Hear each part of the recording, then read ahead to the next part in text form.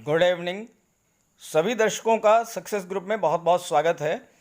Latest update और good news ये है कि अनलॉक 4 की गाइडलाइंस केंद्रीय गृह मंत्रालय के द्वारा जारी कर दी गई हैं। तो आइए जान लेते हैं सब कुछ विस्तार से, क्या क्या खुलेगा और क्या क्या बंद रहेगा। अनलॉक 4 में मेट्रो ट्रेन कब से चलेगी, स्कूल कॉलेज कब से खुलेंगे, सिनेमा हॉल, स्विमिंग पूल वगैरह पर अनलॉक 4 में क्या कहा गया है, सब कुछ विस्तार से जानते हैं। लेकिन अगर आप मेरे चैनल को पहली बार विजिट कर रहे हैं तो इसे सब्सक्राइब कर लीजिए और बेल आइकन ज़रूर प्रेस कर दीजिएगा ताकि ऐसे ही लेटेस्ट अपडेट्स और नई नई जानकारियां आपको लगातार मिलती रहें। भारत में भले ही कोरोना संक्रमण के रोजाना 60 से 70 हज़ार नए मामले आ रहे हैं, लेकिन बेहतर रिकवरी रेट के साथ देश अब अनलॉक के राह पर चल पड़ा है। शनिवार को केंद्र सरकार ने संक्रमण के प्रसार को रोकने के लिए लागू लॉकडाउन के नियमों में और भी छूट देते हुए अनलॉक 4 की घोषणा कर दी है और केंद्र की तरफ से इसको लेकर गाइडलाइंस भी जारी कर दिए गए हैं। जारी की गई गाइडलाइंस 30 सितंबर तक प्रभावी रहेंगी। केंद्र सरकार ने अनलॉक 4 के लिए जारी किए गए गाइडलाइंस में मेट्रो ट्रेन, ओपन थिएटर, अंतर्राष्ट्रीय यात्राएं, धार्मिक आयोजनों को शर्तों के साथ मंजूरी दे दी है, लेकिन इस दौरान cinema hall, swimming pool, theatre से लेकर शैक्षणिक संस्थानों पर पाबंदी पहले की तरह ही जारी रहेगी। सबसे बड़ी खबर मेट्रो ट्रेन के संचालन को लेकर के है। 7 सितंबर से मेट्रो चलाने की मंजूरी। अनलॉक 4 को लेकर जारी किए गाइडलाइंस में केंद्र सरकार ने मेट्रो के परिचालन को लेकर भी गाइडलाइन जारी कर दी है। जारी गाइडलाइन के मुताबिक मेट्रो सेवाओं को 7 सितंबर से चलाने की मंजूरी तो मिल गई है, लेकिन इसके लिए सरकार द्वारा 7 शर्तों का पालन करना अनिवार्य है। गाइडलाइन में कहा गया है कि एक सिस्टम के तहत मेट्रो सेवाएं शुरू की जाएंगी ताकि पहले की तरह भीड़ इकट्ठा होने से रोका जा सके।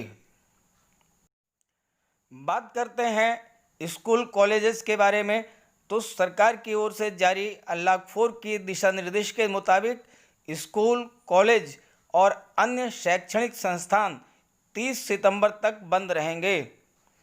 हालांकि केंद्रीय गृह मंत्रालय की ओर से जारी दिशा निर्देश में कंटेनमेंट जोन के बाहर कक्षा 9 से बाहर तक के छात्र टीचर से मार्गदर्शन पाने के लिए अपनी इच्छा के अनुसार जा सकते हैं, लेकिन इसके लिए अभिभावक या माता पिता से लिखित मंजूरी अनिवार्य होगी।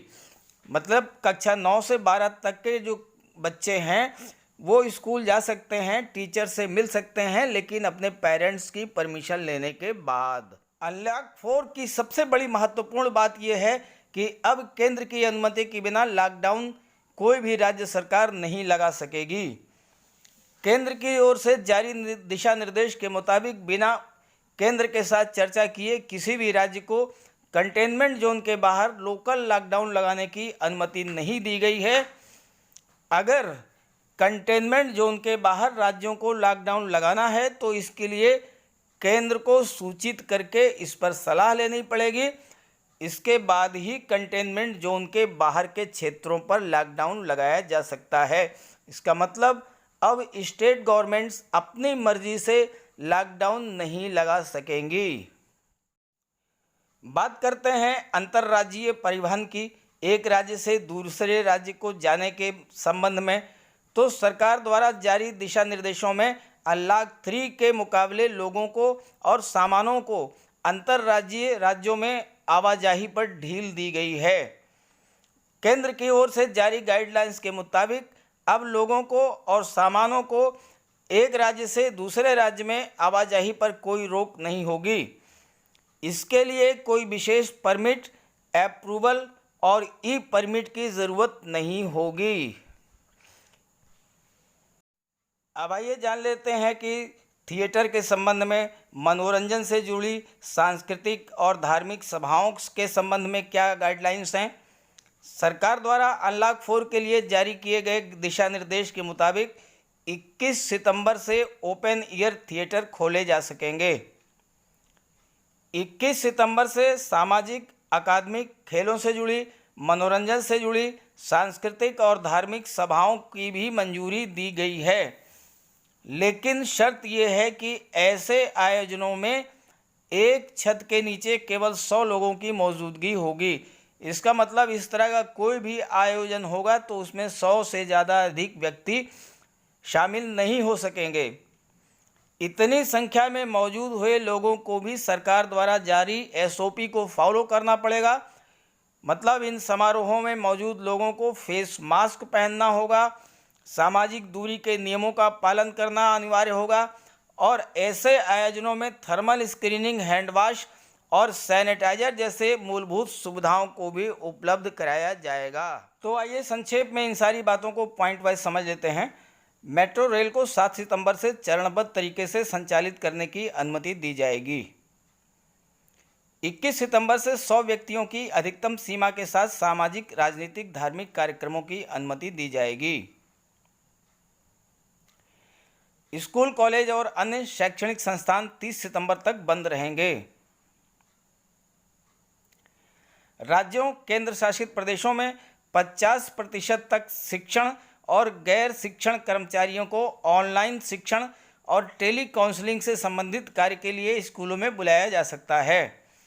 50% तक जो कर्मचारी हैं उन्हें बुलाया जा सकता है। निरुद्ध क्षेत्र के बाहर स्थित स्कूलों में 9वीं कक्षा से 12वीं कक्षा तक के छात्रों को अभिभावक की लिखित सहमति से जाने की अनुमति दी जा सकती है।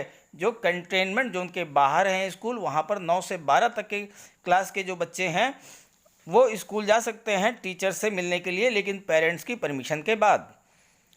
ओपन एयर थिएटर को छोड़कर सिनेमा हॉल, स्विमिंग पूल और थिएटर 30 सितंबर तक बंद रहेंगे। अंतर्राष्ट्रीय हवाई यात्रा गृह मंत्रालय द्वारा मंजूर यात्रा को छोड़कर स्थगित रहेगी। राज्य सरकारें केंद्र से परामर्श किए बिना निरुद्ध क्षेत्र के बाहर कोई भी स्थानीय लॉकडाउन लागू नहीं करेंगी। तो ये थी लॉकडाउन 4 के संबंध में केंद्रीय गृह मंत्रालय द्वारा जारी की गाइडलाइंस।